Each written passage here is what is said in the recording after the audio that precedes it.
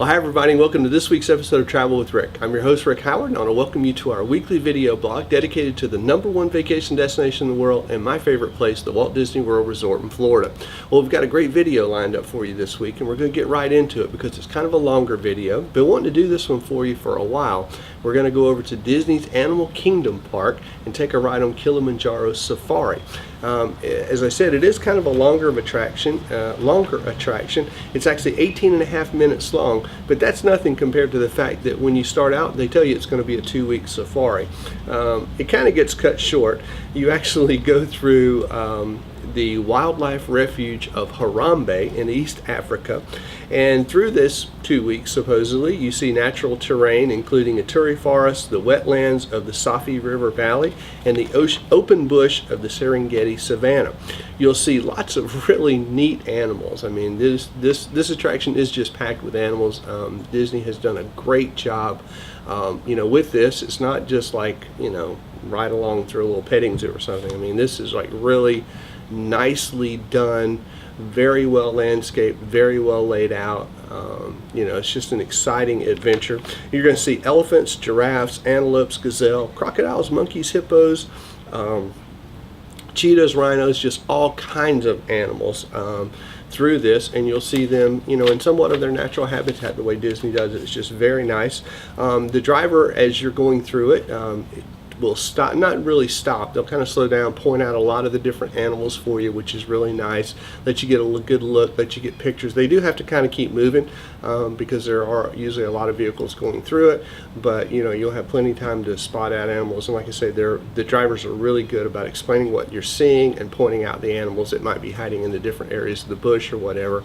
And then when you get down to like the wetlands, to point out where the hippos are and the crocodiles and lots of things like that. And he's also in contact over the radio with the warden, Wilson Matua, who is flying overhead, and that's where the Disney Imagineering part kind of comes into play, because your safari gets kind of cut short because they spot poachers in the camp or in the refuge, and you have to go and help Wilson to drive the poachers out and save Little Red, which is the baby elephant, which is kind of a cool little twist on the safari. So that's kind of neat. So let's get right into it. Come on, let's take a wild ride on Kilimanjaro Safari. Come on. It says fast pass return.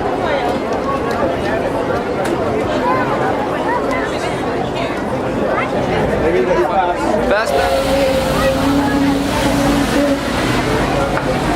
Watch your hands and feet on the right. Those doors are going to be sliding shut here in just a second.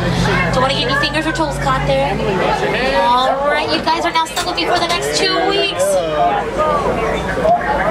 Everybody, please stay seated for me at all times. And as we say here in Harambe, Twende means let's go. We'll see you at 2:08.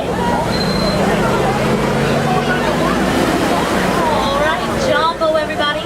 My name is Randy, and I'll be your safari driver for the next 2 weeks as we travel through the Harambe Wildlife Reserve.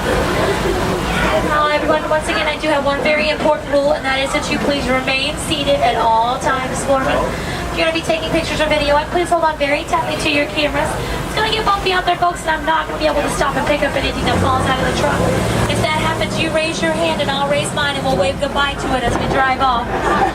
You might also want to turn those cameras to sport or action mode. That will help you take a faster photo of the animal. We're not going to be able to stop this truck at any time, so make sure you have those cameras out and ready. I do apologize a little bit for my voice. Giving me a little problems this morning. Let me know if you can't hear me. Try and go a little louder, but are we good right now? You ready to hear me good? Okay, no problem. Now up above your heads are some game spotting guides. Those will help you identify some of the animals out there. Can't guarantee we'll see all those animals up there, but we usually have pretty good luck. Airborne Patrol, this is simple. One, do you copy?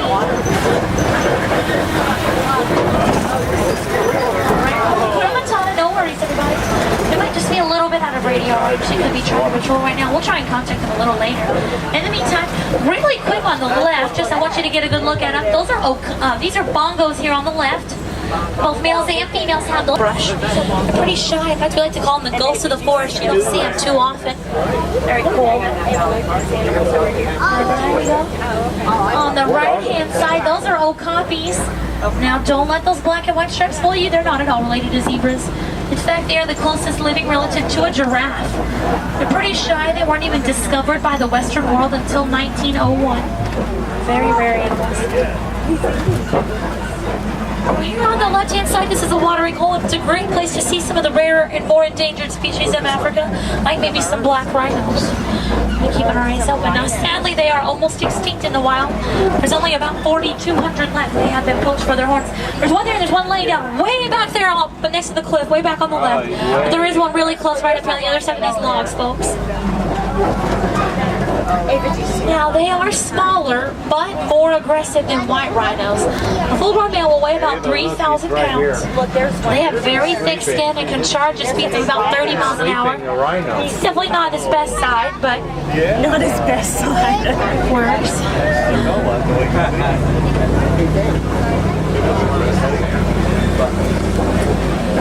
Well, they're laying down on the right. You can see a light tan antelope back there hiding behind some of the bushes, laying down very hard to spot.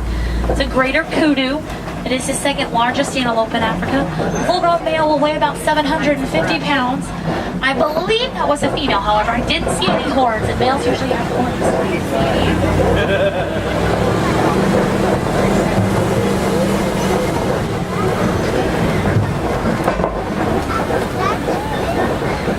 Alright, now we are heading into the Salty River Valley. It is home to one of Africa's most famous residents, the Nile hippo. Now folks, the river's going to start out on the right-hand side, then it's going to curve around to the left. So if you don't see any hippos on the right-hand side, if you're having trouble, just stay seated for me, don't worry. We'll probably see some on the left as we do come around the corner. Now hippos are pretty big. There's two in the water right there. And on the other side of that log submerged there. A calf when it's born weighs about 85 pounds. A full-grown male will tip the scales at about 5,000 pounds. So they do have a lot of growing to it there. Well, because of that large size, hippos tend to stay submerged under the water for most of the day, where it might look like they're swimming. However, they usually are not. They're walking on the shallow river bottom. Look behind the island on the left, everybody. You see some more back there. Now those hippos can swim, don't get me wrong, but not very well. They'll hold their breath for about 8 minutes at a time. That blackbird there on the nest is a white-breasted cormorant. It actually lacks the essential oils in its feathers to keep it dry.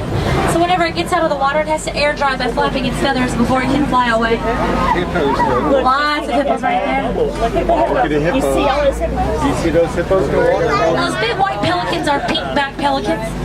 Pretty cool. They actually work together and herd fish to the shallows of the water, where they do feed on them there.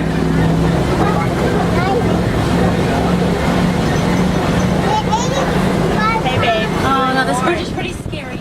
But not because it's old, it's scary because there are real live Nile crocodiles living underneath it.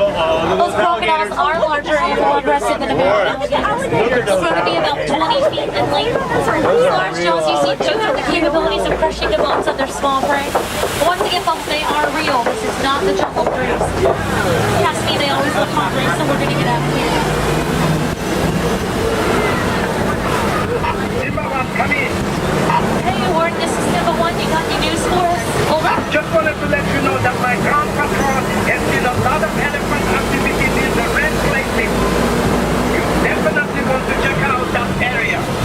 Roger that. Underneath 10 folks beyond entering the savannah houses a totally different ecosystem. Speaking of different, on the right-hand side there's a baobab tree. It's also known as an upside-down tree. I bet you can guess what we call it that. It stores water in its trunk during times of drought and is known to go leafless about 9 months of the year. This is my favorite view of the reserve. The Serengeti grasslands stretch for hundreds of miles across East Africa. It acts as a superhighway for millions of migrating animals every single year. And it's also home to some of the more famous residents in Africa, like lions, giraffes, and elephants. There are going to be some giraffes up ahead, I can see them. Now those big light tan antelope are Patterson's eland. They are the largest antelope in Africa. A full-grown male will weigh about 2,000 pounds and stand 6 foot tall at the shoulder. The dark brown antelope there are sable antelope. They're pretty special to us here at the reserve. They're actually the emblem you might have seen on our sign as we came in. Males and females both have those horns, and they're going to be about 5 feet in length. We are some reticulated giraffes that are on the right. Look at the giraffes. Now they get their name from the Latin word reticulata. It means net, referring to the net-like pattern on their coat. Do you see those They are giraffes? the tallest Ava, animals you on the see savannah. They're going to be about 18 gonna to get 20 closer. feet tall. That's a really big one there on the right-hand side. Look too. at them. You see And then we them? will be able to get a little closer as well. There are some more way up around the corner as well. Look at the baby. Been getting around there, so keep those cameras ready. Ava, come here. Straight ahead of me, this weird cone-like structure of Earth. This is around the corner. Those are termite mounds. They're made from mud and saliva, but they are as hard as cement. Elephants really like to use them as scratching posts. They'll actually rub up against them until they wear them down in mounds like that on the right-hand side. Really tall when they're in front of me.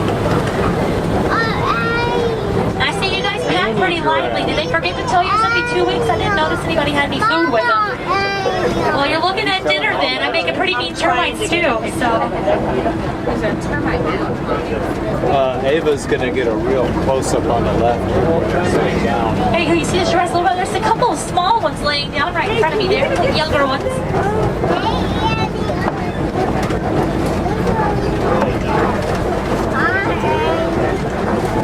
Not to be biased, but these giraffes are my favorite animal here on the reserve. Oh, Ava, look Look at at that. the dress now. Get her close. Two smaller ones right here on the left, everybody. You can see the little ones right there. Look at the little one. Stand up. Judging by the size of that little bitty one, I'd say about 4 to 5 Stand months up. old. Look. The baby. Look at the baby Annie. Look at baby Annie. Look at him eating. You see the elands again on the right as well. There's also another brown antelope there. It's 2 shades of brown, the little bitty one. That's an impala. Pretty athletic. It can actually jump distance of about 30 feet. The length of this truck. 2 more here on the left, everybody. Look at those. Giraffe Annie. Look at this one looking at you, Ava. Look at Annie. Oh, that's You can see some more impala there. There's like little bitty guy with the black stripe there. That's a Thompson's Gazelle. They are full grown.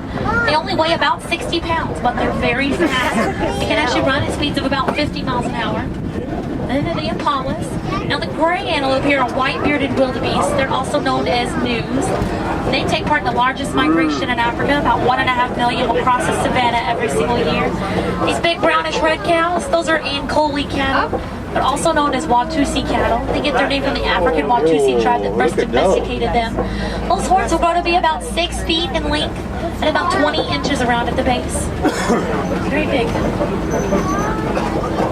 The horns are actually hollow as well. They have a lot of blood vessels that run through them. They will actually pump blood to those horns to cool their bodies off during the hot summer days. And a radiator for the cow.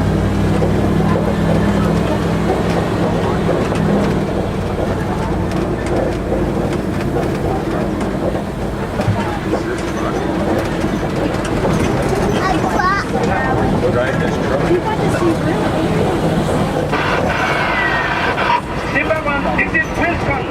What is your location? Over. Hey Wilson, we're headed into elephant country. Over. Keep your eyes open for me. We picked up a baby elephant that was wandering off on its own. We can't find the mother. I'm afraid poachers may be in the reserve. Oh no. Roger that, Wilson. We'll be sure to keep our eyes open. It doesn't sound very safe. Right here on the left-hand side, this is called Monkey Point. It is home to a family of mandrills. We might see some running around up there. There's one right there climbing over the logs. They're a little tough to spot. Now, a full-grown male will weigh about 100 pounds. Most dominant male will have the brightest colorations on his face and backside. There's one over here too. Oh, way back up there at the top. Look, there's an elephant right back up there. There's an elephant. There's an elephant way back there. See, way far. Oh, I like this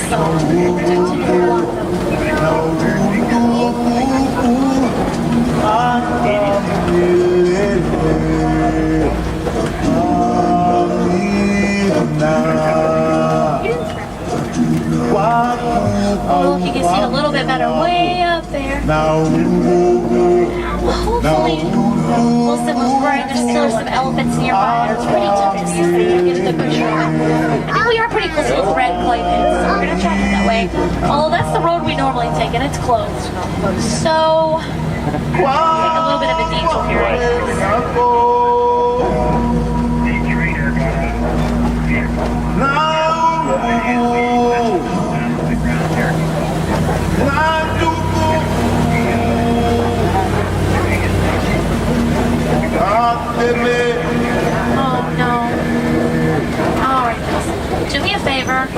fingers as we go over this bridge.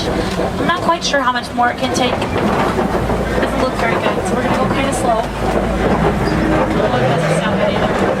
Oh no! Oh, everybody lean to the right, folks. You're on the right, everybody. Okay. Who didn't cross their fingers? Wait, don't tell me, I don't want to know. Should be thankful we made it across.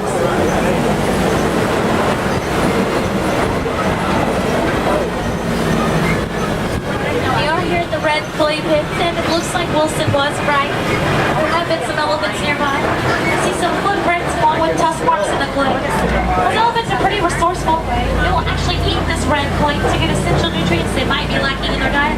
Look to the left, everybody. Look. See one over there? Full-grown male will weigh about 10 to 12,000 pounds. Females are a little smaller. They only weigh about 8,000 pounds. There it is. Now, what I think is pretty cool, though, is that both the male and female have ivory tusks. So look back, everybody. Although, sadly, it is those tusks that poachers want so bad. We do have a team of scientists currently studying elephant vocal communication. What they're looking for is how those elephants interact with each other and what their basic needs are to survive. It's also we can better understand the elephants and hopefully better be able to protect them one day. They do have what we call a matriarchal society. That's one in which a female is the leader of the herd. She knows where all the good watering holes are and will lead the entire herd to them during times of drought. It's no myth, elephants actually really do have a very good memory. They have a pretty long childhood. Calves usually stay with their mothers about 13 to 15 years before they either join the herd as an adult or move off on their own. So it goes into a little worry. Typically, baby elephants don't stray far from their moms at all. Look at this water, this swamp that we're going through. Ava, look at this big swamp that we're going through. We're driving through this water on the truck. Look at this. We like it. Look at Ava, look. Oh, these are greater flamingo here on the left. Their beautiful pink feathers actually come from their diet. And that diet is rich in fried shrimp. And that shrimp has a lot of keratin in it. So that's what turns their feathers pink. Now the coloration starts at the base of the bird and works its way up, which usually explains why the head and neck are the last things to turn pink.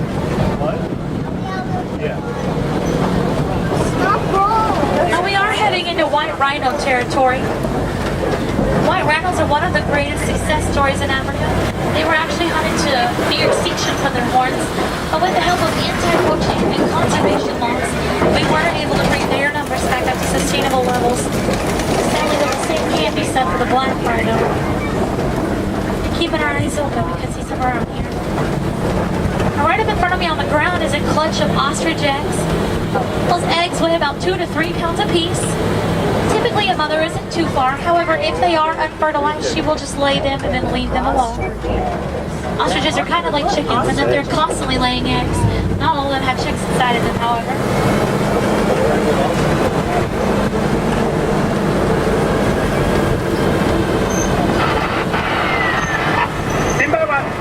I see you at the junction. I suggest you go west. It will be worth it. Roger that. Way up on the hill, laying down way back in the shade, I can spot a couple of cheetahs. They're all the way back at the top of the hill in the shade. I might be able to get us a little better view as I come around the corner here. You might see them a little better. Now, cheetahs are very fast. They can actually run at speeds of about 60 to 70 miles an hour. And unlike most big cats, they actually hunt by sight, not by scent. They also hunt mainly during the daytime as well. Now, if you look straight back to the left, they're kind of back behind you. You can see them. They're kind of yellow, and they're back in the shade there. The sun is kind of hitting them at the moment, so they do blend in with the sunlight there. They're straight back at the top of the hill in the shade, though. Kind of tough to spot. Way back up there. Now there is a strange rock formation here around the corner. It's called the Kopi. It's a Swahili word, it means little head. They are a pretty common sight on the African savanna, and you can usually see some of the bigger cats like lions up there. There's a male right up there in front of the rocks, right through the tall grass. You can see him laying down. Right up there. You see his mane? Right on top of those rocks right there. You see it? See that lion up there? A lion's are one of the largest carnivores in Africa. And contrary to popular belief, female does most of the hunting. Oh, look, there's a female up there in the rocks, everybody. Yeah. You can see, yeah, you see her leg and her tail propped up right there. Look, there's a big cat up there now. Lions are very lazy. They actually sleep about 20 hours of the day. It's not unusual to see if they're taking a nap. Ooh, folks, look on the right-hand side. There are some white rhinos and a couple of ostriches. Rhinos. Now, those white rhinos are bigger than the black rhinos. A full-grown male will weigh about 4 to 5 Look at this ostrich. Look at this ostrich. Look at that big ostrich right there. See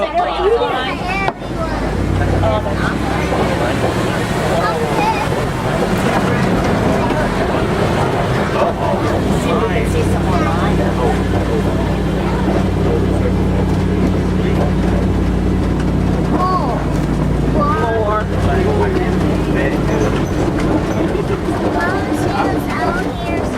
I do too.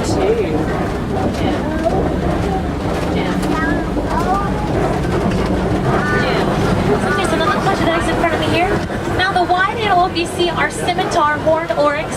They get their name from the Middle Eastern sword of scimitar, referring to the curvature of them. They're going to be about 42 inches in length. There's some more white rhinos there. Also, the dark brown antelope are bontabak.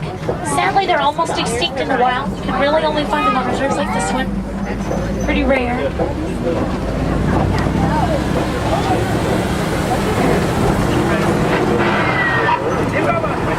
There are poachers in the area. No. Can you help us cut them off? Roger that. Hang on, you guys. This doesn't sound good.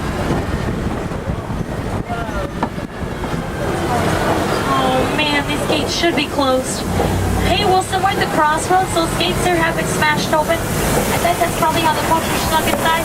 We're going to head in this way. See if we can head them off to you. Where do you want us to go? Over? The poachers are heading east. Keep going and we'll drive them to my patrol. Over. Oh, roger that. All right, everybody, hang on. It's going to get a little bumpy out here. I'm going to try and navigate as best as I can.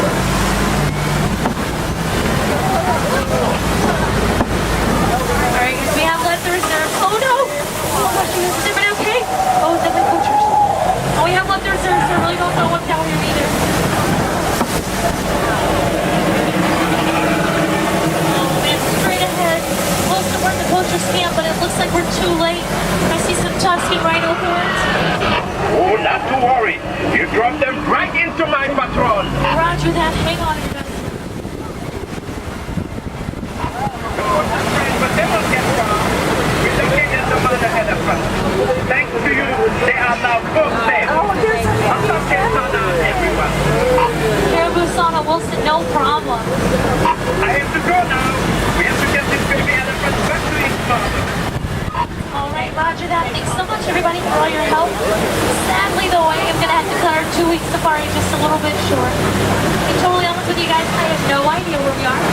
But Hakuna Matata means no worries. I'll just drop you off at the nearest warden's post. And from there, it'll be a short walk back to Harambe Village. No hurries and no worries here in Africa. And if you liked what you saw, you might want to check out the Pangani Forest Exploration Trail. It's home to some western lowland gorillas, black and white colobus monkeys, and meerkats, just to name a few of the folk hitters out there. Now here in Harambe, folks, we don't like to say goodbye to our new friend since she's too final for us. We want you to come back and see us again, so instead we say Kwa Harini. It means go well. And ho! Kwa Harini, everybody. Welcome back, everybody. Watch yourselves, have a great day. Okay, well, I hope you enjoyed our Kilimanjaro Safari. It was absolutely a lot of fun doing that for you. I hope you enjoyed watching it as much as we enjoyed filming it and bringing it to you. All right, well, let's go ahead and announce a winner for our comments last week. I don't have my little name thing here. I'm actually working at home today, so I decided to do the video here. I did use random.org again, and the number that came up in random.org, or the number comment and the corresponding name is Brad S. So Brad S, you were chosen by random.org as our comment placer this week. So thank you very much for watching, and thanks for leaving your comment. I'll drop you an email. When you get it, just respond back to that email. We're going to get a copy of the Passport of Walt Disney World out to you. And thanks very much again for watching the show and leaving your comments. All right, question of the week. Okay, well, on our safari, many of you guys have done the safaris as well, I'm sure, and we saw lots of animals, lots of different types of terrain. What's your favorite thing about Kilimanjaro Safari? Maybe one of the animals, the lions, the rhinos, what is it? What's your favorite part? Maybe the music that they play through it, you know, when you come around to where the storks or the pelicans or whatever those things are there. But anyway, whatever it is, let me know. Leave a comment below. Absolutely love hearing your comments, love hearing about them. A couple of housekeeping things. A lot of you guys have asked for iPod or iPhone downloads. Yeah, right below this, you can just right click and save as, save to your desktop, and copy it over to your iTunes. And we do have MP4s now available of our shows each week, and we're also putting it up over on iTunes. So if you just want to go over to iTunes and get it as well, you can do that. Just go over there and search for Podcast Travel with Rick, and you'll find us over there. So you've asked and we've spoken. We have iPod and iTunes downloads for you now, and we're also putting our videos over on YouTube. So you may be seeing us over there.